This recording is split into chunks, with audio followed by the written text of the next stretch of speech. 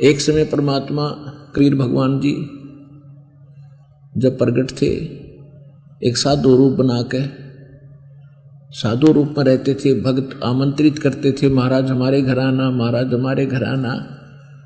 तो घर घर जा जा के परमात्मा ने कुछ आत्माओं को दृढ़ किया, उनको परिपूर्ण की, उनको भक्ति यानी पुनः से पुनर्चार्ज किया ताकि इनको सुख मिलते रहे। जब तक भक्ति युग आना था, इस युग तक आपको परमात्मा कहीं ना कोई कारण बना के आप में धार्मिकता रख के बनाए रखने के लिए सौ कार्य किए हैं ताकि आप में भगवान की चाह विद्यमान रहे। इस कारण से वो घरों में जाते थे, घर में जा कर के 2-2 3-3 दिन एक घर में समझाते थे, सब बच्चों को लाइन पर लगाते थे जो अच्छी विशेष आत्माएं होती हैं उनके लिए। तो मलुकदास एक किसान थे बहुत बड़े, लेकिन वो खत्री जाति से, अरोड़ा जाति से थे और गांव के नंबरदार थे। एक समय परमात्मा उन्हीं के गांव के अंदर भक्तों के यहाँ सत्संग करने गए हुए थे। अब 5-7 घर थे, उसमें उन भगवान के भक्त एक दिन किसी के घर भगवान का भोजन बना, भंडारा बना, सत्संग हुआ, दूसरे दिन दूसरे के घर पे हुआ, तीसरे दिन तीसरे के घर पे हुआ।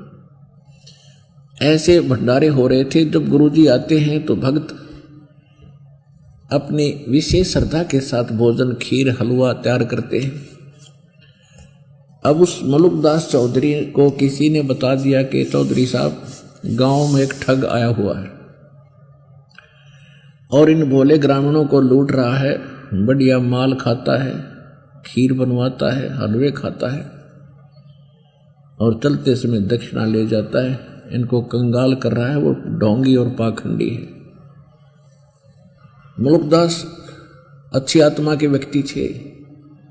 उन्होंने कहा भी ठीक है, देखेंगे, साधु संत ऐसे नहीं होते। फिर भी वो बार बार कहने से उनके मन में कोई दोष आया तो वो घूमने के लिए गया हुआ था सुबह सुबह।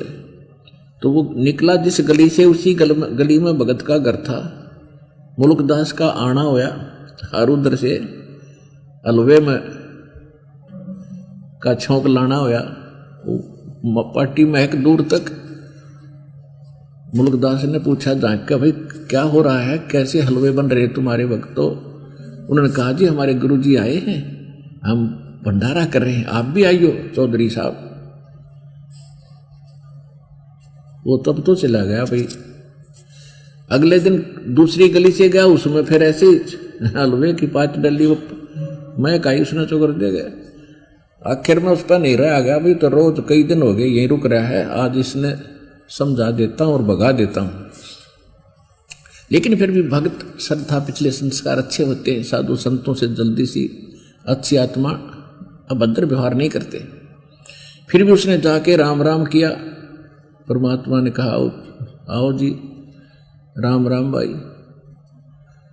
कहने लगा महाराज आप कैसे, कल देखा वहाँ थे, परसों देखा वहाँ थे, आज आप यहाँ हो, कुछ करके खाया करो, हट्टे कट्टे दिखाई देते हो, मजदूरी करो, अपना धंधा करो, क्यों इनको भ्रमित करे।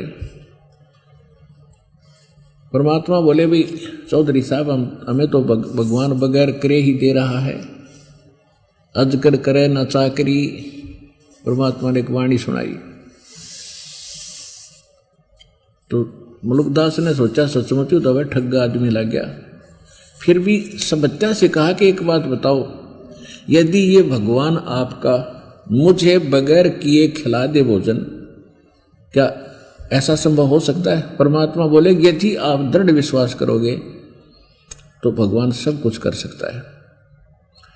तो कहने लगा आज मुझे यदि तेरे भगवान ने भोजन करा दिया तो मैं आपका चेला, और जे आज मैं भोजन मुझे नहीं करा सका तो आपको अपने खेतों में मजदूर बनाऊंगा।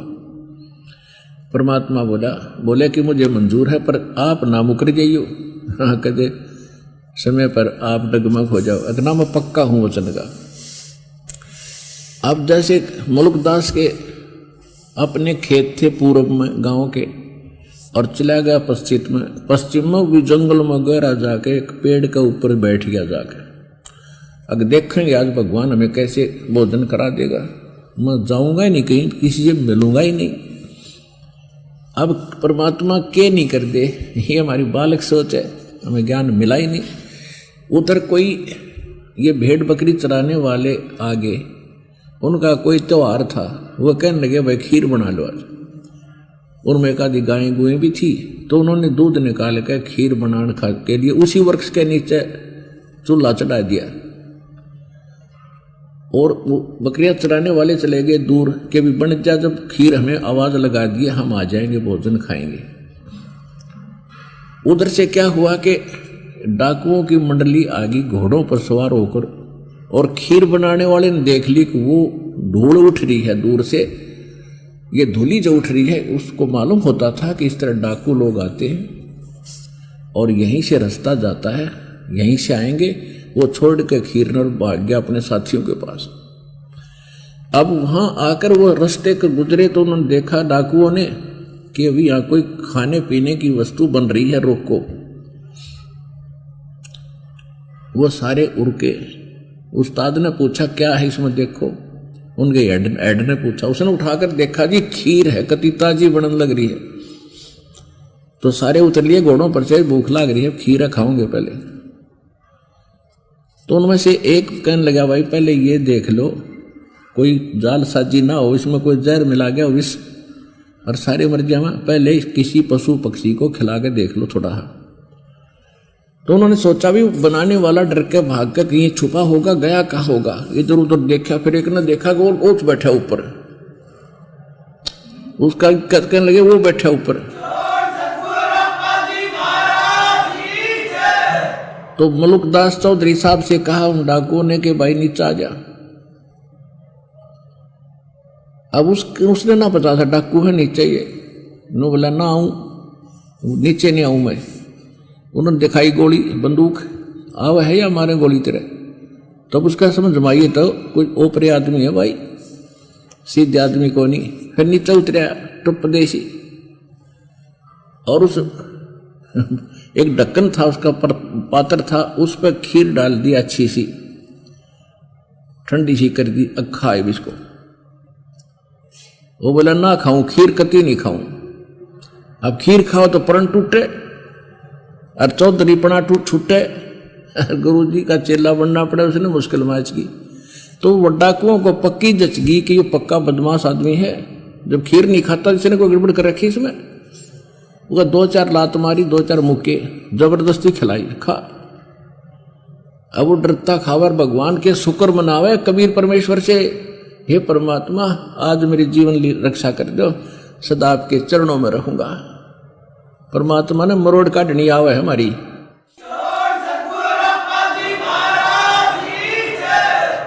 अपला तुन पाक रहा था बिरान माटी करवाओ, कहते सोचल छिदर मैं करूं अपने जन के काज। वो प्यारी आत्मा थी उनकी, कैसे जान दे नरक में उनको। ये चौधरी बना दो, चौधरी बना दो, 2 दिन का है, मृत्यु के बाद गधा बनाओ चौधरी साहब। खा क्या ये जीवन, हमें पता नहीं, भगवान को मालूम है हमारे भविष्य का, इसलिए वो हमारे लिए भरम रहे हैं, भटक रहे हैं, रे हो रहे हैं। हम बालक हैं, माया की भांग पी के लेट गए, चाहे कुछ भी हो देखी जाएगी, फिर क्या देखेंगे। अब उन्होंने खूब खिलाया डट के उस टाइम, और बैठ आध घंटे यहीं पर, मरेगा कि जीवेगा जब देखेंगे।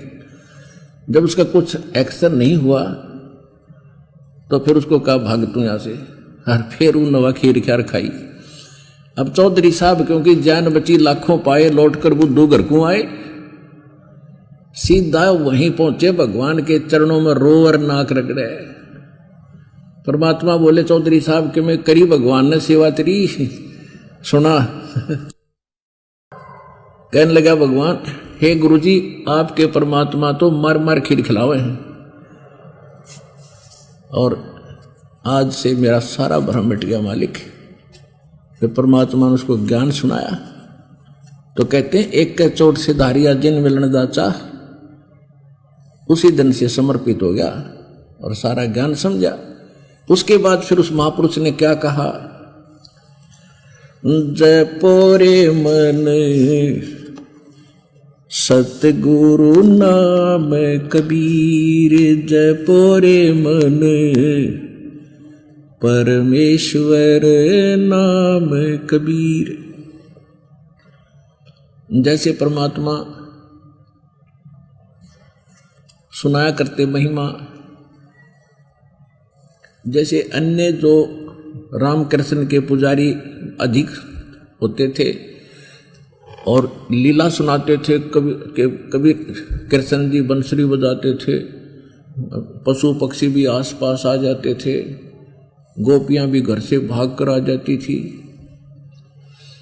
परमात्मा बोले वे उस थारी कालंदरी माने जमुना के तीर एक बंसुरी मैं भी बजा के दिखाता हूं। काफी भक्त आसपास के व्यक्ति जमुना के ऊपर आ गए और परमात्मा ने ऐसे हाथ किया, आसमान से एक बंसुरी आई और मालिक ने जो बंसुरी बजाई, कहते पशु पक्षी वो गांव के लोग तो आए, दरिया का वो जल भी वहां बर्फ की तरह डट गया, नौका कति हलचल बंद होगी। आसमान के देवता भी चारों तरफ आकर सुनने लगे। लोगों के लिए तो सौपन सा था और वो सामने दिखे परमात्मा ने जो वो बांसुरी बजाई। पुण्यात्माओं, भगवान की परमात्मा में सर्वशक्ति होती है। हम आंशिक शक्ति युक्त प्राणी को समर्थ मान बैठे थे, ये हमारी अध्यात्म ज्ञान की कमजोरी थी। अब वो खत्म हो जाएगी इस तत्व ज्ञान से।